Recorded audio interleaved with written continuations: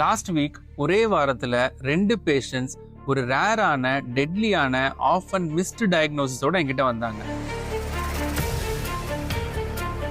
2 பேருமே இன் தேர் 30s. 2 பேருக்குமே ஒரு செடன்ட்ரியான ஒர்க் ஸ்டைல். ஒருத்தர் சிவில் இன்ஜினியர், இன்னொருத்தர் ஐடி ஒர்க் ஃப்ரம் ஹோம். 2 பேருமே வேலை மும்முரத்துல தன்னை ஹைட்ரேட் பண்ண மறந்துருக்காங்க.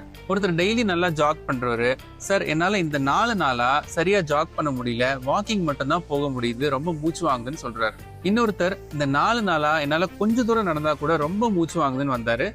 அவருக்கு வீசிங்க்கு ட்ரீட்மெண்ட்டும் கொடுத்துருக்காங்க, சரியாகலன்னு தான் என்கிட்ட வந்தார். இசிஜி நார்மல், லங்ஸ் கிளியரா இருந்துச்சு, பட் பல்ஸ் ஆக்சிமீட்டர்ல ஆக்சிஜன் லெவல் கொஞ்சம் கம்மியா காமிச்சது.